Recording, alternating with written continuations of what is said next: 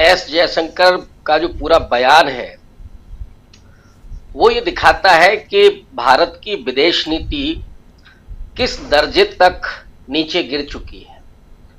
आप जो करते हैं, उस सेना ने जो किया, उस पराक्रम को, उस शौर्य को पूरे देश ने सराहा, उसको सैल्यूट किया।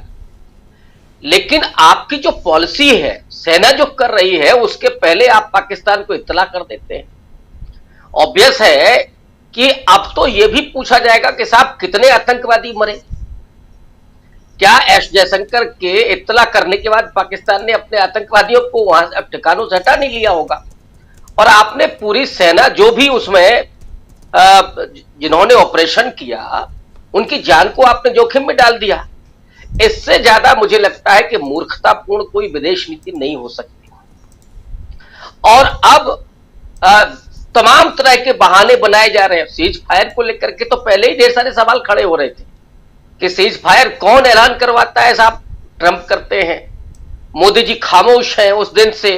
वो 8 बजे आकर के अपना लग रहा था जैसे खुद ही गए थे वहां पूरा ऑपरेशन करने के लिए, बता रहे थे लाइव टेलीकास्ट की तरह। लेकिन एस जयशंकर ने तो पूरी पोल पट्टी खोल दी है कि क्या कर रहे थे वो। तो पूरे देश का मान सम्मान और सेना का पूरा आपने वजूद खतरे में डाल करके, और पाकिस्तान जैसे देश के साथ, और अब जो आप करने जा रहे हैं, ये विदेश नीति का जो फेलियर है पिछले 10-11 साल में, कि जब पाकिस्तान को भारतीय सेना सबक सिखा रही थी और आपको सीज फायर का ऐलान करना पड़ा, दूसरे से करवाना पड़ा, शिमला समझौते को पूरे तरीके से आपने ताक पर रख दिया। और उसके बाद अब आप डेलीगेशन लेकर के देश देश जाएंगे। तो मोदी जी पिछले 10-11 साल से जो अरबों रुपए बर्बाद कर चुके हैं, मुझे लगता है कि आधे से ज्यादा क्या 3/4 देशों में वो घूम चुके हैं। तो भ्रमण करने के काहे के लिए जा रहे थे जी? केवल 3 बार ड्रेस बदलना था क्या वहां? केवल वहां क्या जादू की झप्पी देने के लिए गए थे, या भारत का पक्ष रखने के लिए गए थे? और पाकिस्तान कोई आज से नहीं कर रहा कि अभी उसने आतंकवादियों को पनाह देना शुरू किया हो। पिछले 3-4 दशक से उसका यह रवैया है। कश्मीर को अशांत किया उसने, और उसके बाद भारत के अंदरूनी जगहों पर भी उसने आतंकवादी हमले करवाए।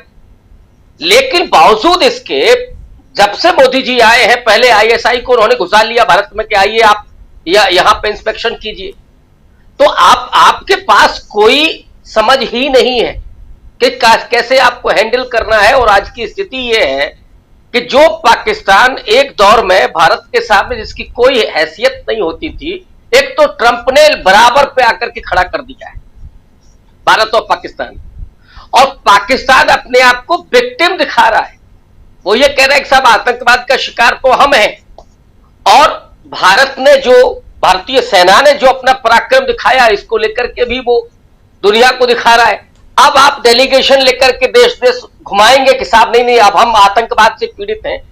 आपने पाकिस्तान को पहले ही क्यों इस तरह से उसको नहीं लोगों के सामने, देशों के सामने रखा? जो कांग्रेस की पॉलिसी हुआ करती थी, अब जो लोग कहते नहीं साहब कांग्रेस जवाब नहीं देती थी, जवाब देने के लिए टेलीफोन नहीं करती थी वो। मनमोहन सिंह के समय पर भी शायद राहुल गांधी ने ट्वीट किया था कि यूपीए सरकार के दौरान भी 3 बार से हुआ था ऑपरेशन पाकिस्तान के उन ठिकानों पर, लेकिन कभी कहकर के नहीं किया गया। और इसलिए नहीं किया गया क्योंकि विदेश नीति में आपको वैश्विक पटल पर अपना पक्ष भी रखना है। तो आपको एक आक्रमणकारी देश के रूप में नहीं, आपको अपने पक्ष को रखने के लिए और सुरक्षा के लिए आतंकवादी ठिकानों को नष्ट करने का आपको अधिकार है। लेकिन आप जब इस तरह से करेंगे तो आपका पक्ष कमजोर होगा। लेकिन आज की स्थिति है, आप कह कर करके, और किसके लिए? केवल और केवल भीतरी अंदरूनी राजनीति करने के लिए। नरेंद्र मोदी अच्छा राजनीति कर सकते हैं देश के भीतर, एक बड़ा विभाजन कर सकते हैं, और कैसे कैसे उन्होंने राजनीति की ये तो उनका इतिहास लिखेगा। लेकिन वो देश की अच्छी विदेश नीति स्थापित कर सकते हैं, अब तो इसमें पूरे तरीके से संदेह है जी। देश का पक्ष दुनिया के पटल पर बेहतर तरीके से रख सकते हैं। अब मुझे लगता है कि बात बहुत क्लियर हो चुकी है। अब आप शशि थरूर के चलेंगे साहब कि शशि थरूर आपका पक्ष रखें। ये विदेश नीति में और भारत का पक्ष रखना है तो आप पक्ष और विपक्ष सारे लोगों से जो एक्सपर्ट होते हैं उनसे आप राय ले सकते थे। सर्वदलीय बैठक में आपको पहुंचना नहीं है क्योंकि आपको अपना हीरोइज्म बरकरार रखना है, मोदी जी को अपना जो नायकत्व है उसको बरकरार रखना है।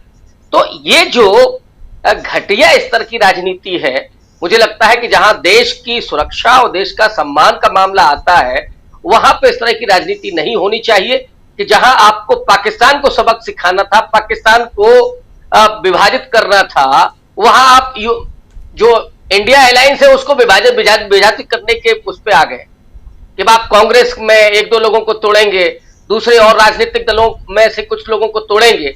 तो ये विभाजन आप देश के भीतर भले ही राजनीतिक दलों में करें, लेकिन आप पाकिस्तान के सामने अब ऐसा लगता है कि ट्रंप ने जो आपको कहा वहां आपने घुटने टेक दिए, भारत की सेना और उसके पराक्रम को आपने ताक पर रख दिया, उनको उन सैनिकों की जिंदगी को ताक पर। आफ्टर सीज फायर क्या देखते हैं आप, क्या यहां से पॉलिटिकली गेन करते हुए नरेंद्र मोदी नजर आते हैं?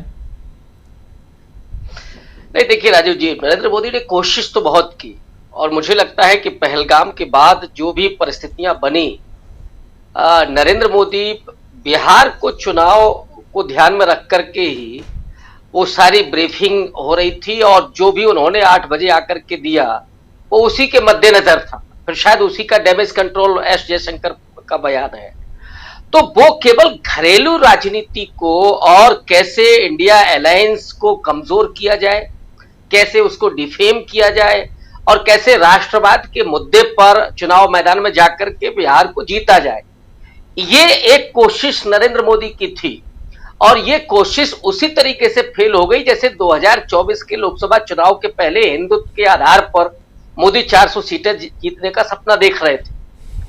अयोध्या में भी हार गए, ये उनको बाद में समझ में आया कि वो हिंदुत्व का कार्ड नहीं चला।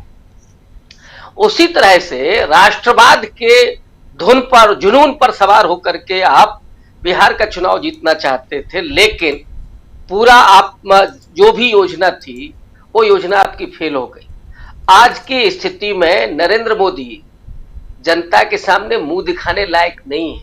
वो बात अलग है कि वो उनके सामने शर्म हया नाम की कोई चीज है नहीं, तो वो 8 बजे आ जाए, 11 बजे आ जाए, वो अभी चुनाव के मैदान में भी जाएंगे तब वो ऑपरेशन सिंदूर को लेकर के वो लंबी लंबी डींगे हाँकेंगे। लेकिन सच बात ये है कि आज के तारीख में खास करके सीज फायर जो हुआ उससे लोगों में बहुत निराशा और गुस्सा है। भाई माहौल तो आपने क्रिएट किया था, जो गोदी मीडिया कर रहा था, इस्लामाबाद पर हमला हो गया था, कराची पर कब्जा हो गया था, बलूचिस्तान अलग हो गया, ये सब कुछ हो चुका था वहां। और उसके बाद जो हुआ कि ट्रंप ने एक ट्वीट किया, एक बयान दिया और हमने घुटने टेक दिए जी, मोदी जी ने घुटने टेक दी। तो अब पॉलिटिकली आपको कोई लाभ होगा। एक अच्छी बात मुझे जो समझ में आ रही है पॉलिटिक्स में कि कई बार पहले विपक्ष नरेंद्र मोदी के दांव में फंसता था, इस समय राहुल गांधी हो या समूचा विपक्ष, वो लगातार राष्ट्रवाद के मुद्दे पर सेना के साथ खड़ा है। पहली बार मुझे लगता है कि राहुल गांधी ने एस जयशंकर के उस बयान को काउंटर किया है, वरना हमेशा साथ में, और वो बयान ही अजीब तरह का है। इसके बावजूद राहुल गांधी कहां जाते हैं? अंबेडकर हॉस्टल और पूरे अपने एजेंडे के साथ। तो जो आपका नैरेटिव है, जो आपका एजेंडा है, जिसके आधार पर आपको चुनाव मैदान में जाना है, वो आप जारी रखेंगे, क्योंकि राष्ट्रवाद नहीं चल रहा है। मोदी जी को भी समझ में आ गया होगा कि नहीं चलने वाला है।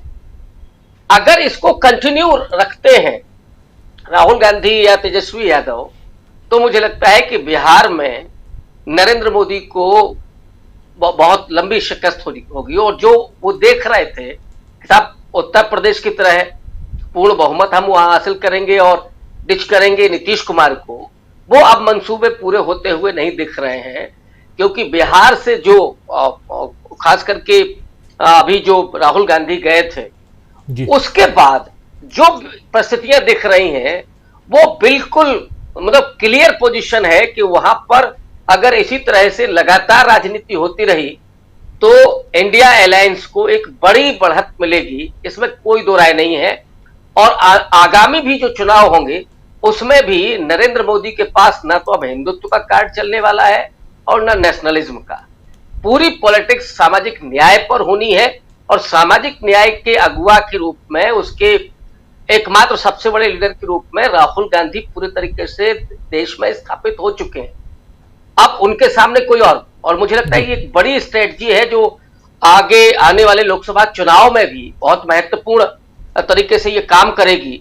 अभी कुछ दलों में ये रहता है ना कि राहुल गांधी को स्वीकार नहीं करेंगे, लेकिन पूरी पॉलिटिक्स जब सामाजिक न्याय पर होगी तो डेफिनेटली राहुल गांधी के अलावा कोई और विकल्प होगा भी नहीं इंडिया अलायंस के पास। तो मुझे लगता है एक बड़ी स्ट्रेटजी राहुल गांधी लेकर के चल रहे हैं और नरेंद्र मोदी अपने ही जाल में पूरी तरीके से फंस चुके हैं। और बिहार का चुनाव अब मुझे नहीं लगता है कि नरेंद्र मोदी के अब हाथ में है, वो निकल चुका है। जी जी, लेकिन गर्ग साहब, बिहार का चुनाव तो थोड़ा अभी दूर है,